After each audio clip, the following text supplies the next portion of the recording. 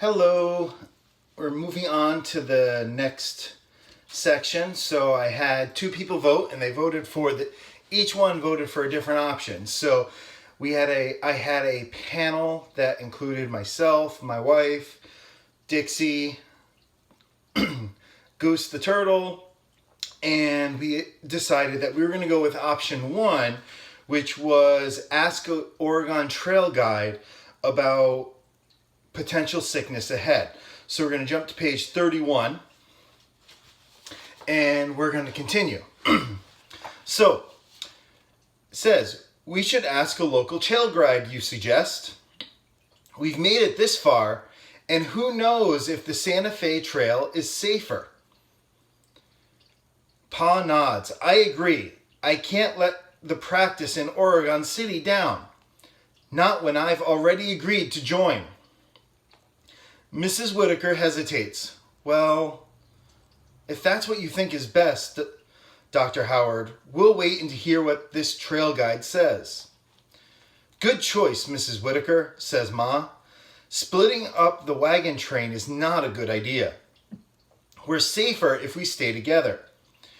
You and Pa venture off to find a trail guide amid the other wagon trains gathered in the area. There are so many families traveling along the Oregon Trail. Some wagons are overstuffed with items, so full they look like they might burst. You recall what someone in Independence told Ma and Pa, not to overfill your wagon with valuables, because you probably end up tossing most of them away anyway. Many pioneers shipped valuables items around South America and up past California to Oregon City.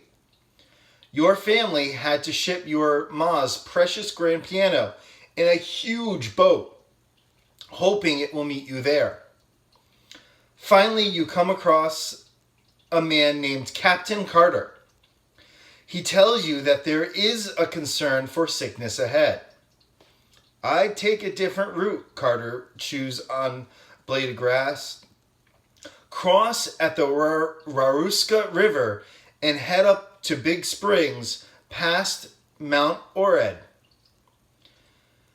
Some folks avoid the Waruska crossing as there's no ferry. But take it slow and the going might lower yet your chances of running into trouble with sickness. And make sure your food is cooked and your water is fully boiled before you drink. Of course, thank you, Pa shakes the captain's hand before you head back to your own wagon train. The morning sun blazes in the sky as you start off toward the Waruska River crossing. Ma and Pa take turns sitting in the driver's seat, holding the reins of your team of oxen. While you walk alongside, your wagon is too full for you to sit, unfortunately, but it's such a nice day that you don't mind the walking. Your dogs, King George and George Washington, bound beside the oxen, chasing after prairie dogs and jackrabbit that scurries along the plains. Soon you've been walking for hours.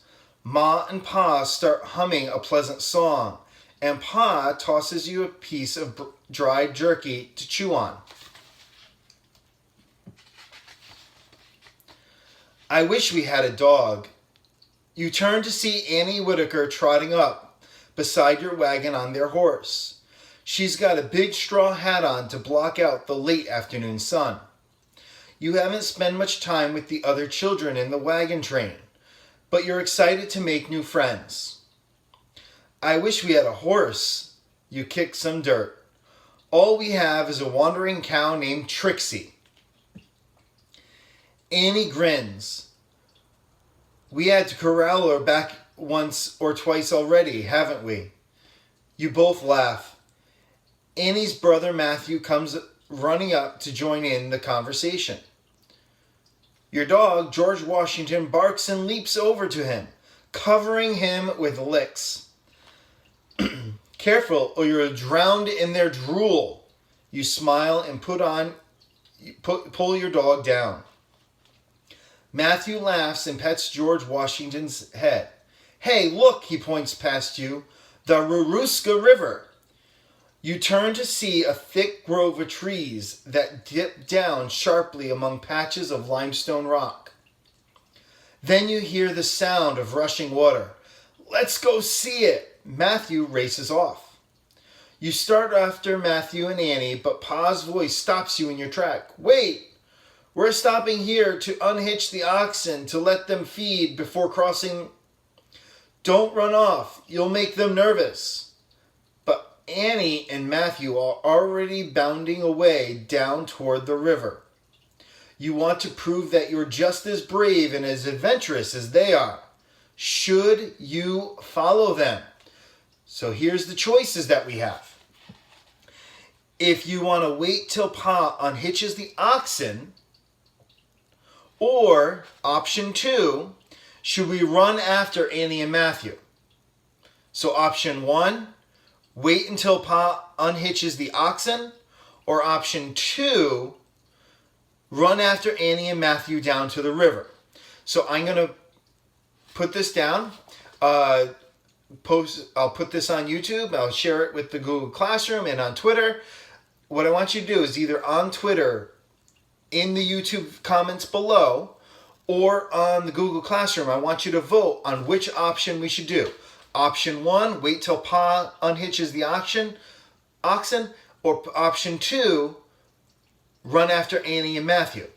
I'll share it, and on Wednesday, I'll see which vote won, and we will continue reading. All right. Hope you're doing well. Bye.